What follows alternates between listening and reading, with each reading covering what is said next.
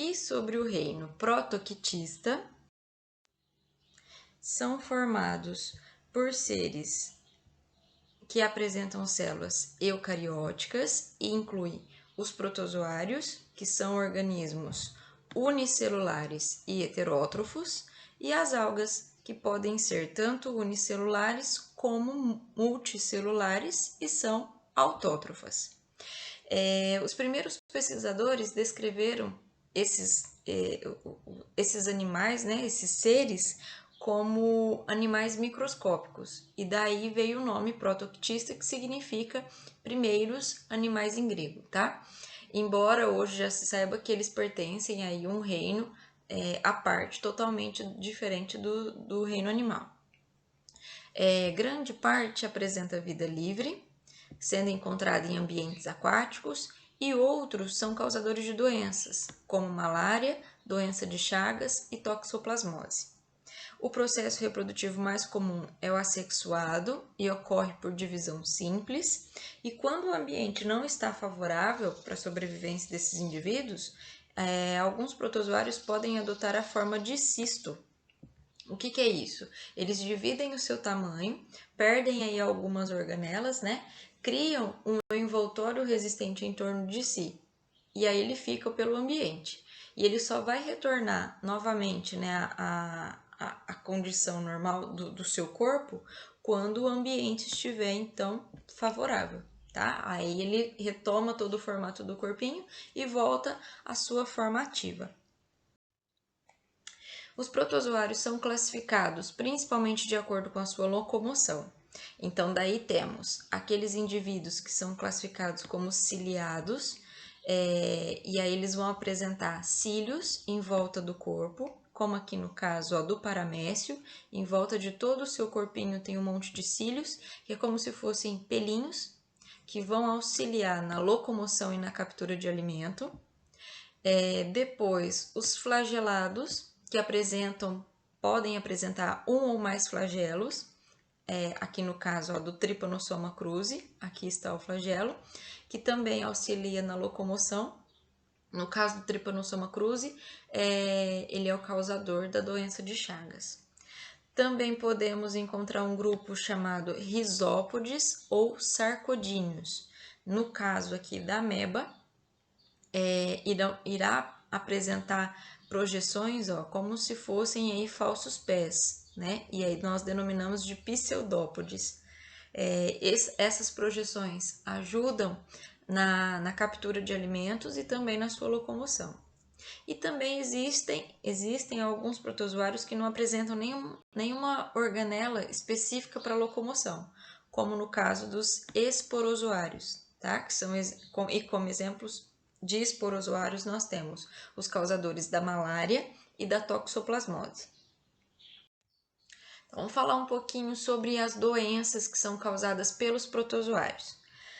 A primeira doença que nós comentaremos é a doença de Chagas. Ela também é conhecida como tripanossomíase americana e ela é causada por um protozoário do tipo flagelado chamado Trypanosoma cruzi. Essa doença ela foi desvendada em 1909 por Carlos Chagas e é de onde, né, se deriva o nome da doença. Esse protozoário ele é transmitido principalmente pelas fezes de um inseto que é popularmente conhecido como barbeiro. E o barbeiro ele tem esse nome porque ele normalmente pica a região do rosto da pessoa, né, normalmente à noite, quando a pessoa está dormindo, ele pica a região do rosto da pessoa que vai ser infectada. E normalmente no momento da picada, que ele está picando, né, para o rosto, ele deposita as fezes, né, sobre a pele. Como vai causar coceira, ao coçar a pessoa acaba fazendo pequenas fissuras, né, pequenos machucados. E aí então esses ovinhos passa para o interior do corpo da pessoa, chegando até a corrente sanguínea. A transmissão dessa doença também pode acontecer por ingestão de alimentos contaminados, tá? Com os ovos do barbeiro. Normalmente isso acontece, gente, no caldo da cana, né? Ao moer a cana para fazer o caldo, ou no açaí. Também pode ser transmitido pela transfusão sanguínea, por transplante de órgãos e de mãe contaminada para o bebê durante a gestação ou pelo parto. Sintomas iniciais aí: febre, mal-estar, inflamação e dor nos gânglios linfáticos, inchaço sobre os olhos, aumento do tamanho aí de órgãos como fígado, baço e intestino, e aí evolui para problemas cardíacos. O tratamento, quando realizado na fase inicial, apresenta aí grandes chances de cura. Uma outra doença é a malária. Ela é causada por um protozoário do tipo esporozoário, chamado plasmódio. Ela é transmitida para os seres humanos através da picada de um mosquito, muito conhecido nosso, pela fêmea de um mosquito, muito conhecido nosso, do gênero Anopheles, um pernilongo, tá? A malária ela atinge aí cerca de 500 milhões de pessoas por ano em todo o mundo e cerca de 1 milhão dessas pessoas infectadas acabam morrendo. Aqui no Brasil, lá na região amazônica, ela é considerada uma área endêmica, no caso da malária, tá? Aqui no país. Como ocorre a transmissão?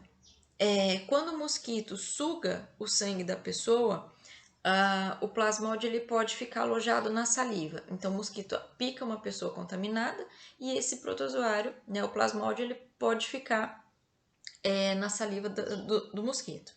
E aí o mosquito vai picar uma outra pessoa que esteja saudável e aí ele vai, através da saliva, né, ao picar, ele vai injetar os protozoários que estão na forma de esporos, tá? Que são pequenos ovinhos.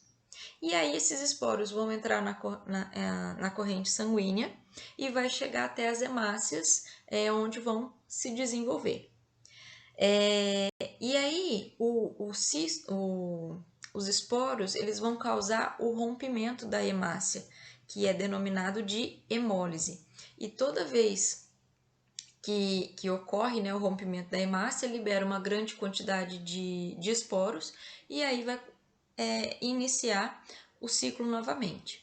E toda vez que ocorre, gente, uma hemólise, né, que é o rompimento de uma hemácia e liberar aqui os esporos do plasmódio, esse fenômeno provoca aí episódios cíclicos de febre. Então, toda vez que acontece o rompimento, libera esporos e a pessoa começa a ter febre. Depois isso passa e aí até começar de novo o rompimento, né, a infestação e o rompimento das hemácias, a febre cessa e depois ela volta novamente. Uma outra doença também causada por protozoário, no caso a entamoeba histolítica, que é também conhecida como ameba, é a amebíase.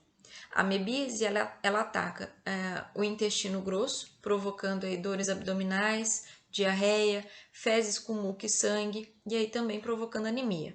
A transmissão acontece por ingestão de água e alimentos contaminados, né, contendo cistos da ameba, e as medidas de prevenção seria incluir saneamento básico a todos e cuidados higiênicos com as mãos, os alimentos e água, no caso, a ingestão de água filtrada de boa procedência. E por último, a toxoplasmose. A toxoplasmose ela é causada por um protozoário chamado Toxoplasma gondii e é encontrado por todo mundo.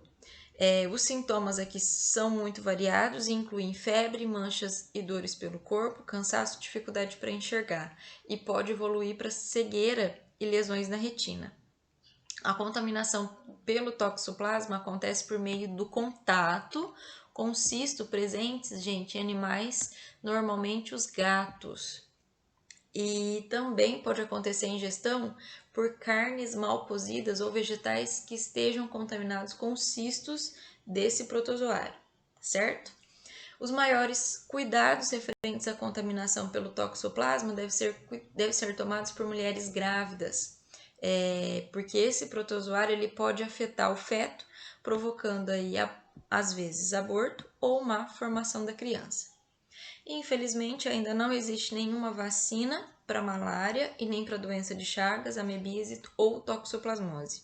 Porém, o diagnóstico e o tratamento são realizados, né? E com muita chance de eliminar a doença. E aí, se sentir algum desses sintomas mencionados, o médico deve ser procurado e também deve ser evitado a automedicação. E por último, as algas. As algas elas são encontradas em águas de rios, de lagos, de mares e de oceanos. O grupo das algas inclui aí organismos unicelulares, microscópicos, ou também indivíduos multicelulares, que podem atingir aí muitos metros de comprimento, como os sargassos, que é um tipo de alga que é encontrado em regiões oceânicas e de grande profundidade. Elas são, né, como já mencionados, autótrofas, né, através da fotossíntese produzem o seu próprio alimento e compõem, gente, as teias alimentares nos ambientes aquáticos. Então, as algas são a base da cadeia, né, das teias alimentares aquáticas. E são responsáveis também por grande parte da produção do oxigênio no planeta Terra. Quando elas encontram condições ambientais favoráveis, elas podem acelerar o seu processo de reprodução, aumentando aí, gente, a quantidade de indivíduos. E aí, quando isso acontece, esse fenômeno fica conhecido, né? Ficou conhecido como floração de algas, ou também FAM. A floração de algas nocivas era também chamado de maré vermelha. E esse acelerar, né, no processo reprodutivo pode acontecer pelo despejo de esgoto, né, em esgoto não tratado na água. E aí, esse esgoto ele vai aumentar significativamente a quantidade de matéria orgânica, né, que serve de alimento, aumentando aí nutrientes, e aí, então, facilitando a multiplicação desse tipo de alga. A maré vermelha ou FAM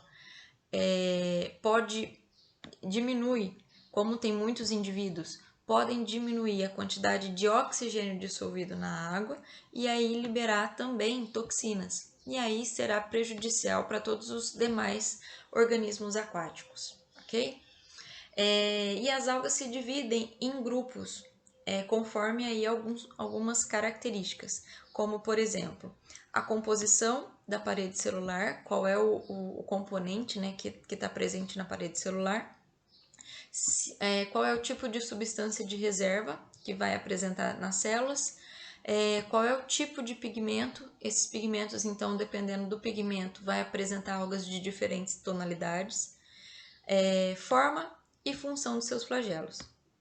E aí, de acordo com essas características, os principais grupos são as algas verdes, ou também chamado clorófitas, as algas vermelhas, as algas pardas, as algas euglenófitas e as algas dinoflageladas. E aí temos 3 exemplos aqui de algas. Aqui no caso, nós temos aí uma proliferação muito grande de uma alga do tipo dinoflagelada, do gênero Noctiluca, e elas são bioluminescentes. Então, quando elas se reproduzem em grande quantidade, causa esse efeito bioluminescente na água, tá? Aqui nós temos a proliferação de algas numa lagoa, e aqui uma alga clorófita, né, do gênero Uva, mostrando aí a coloração esverdeada, né?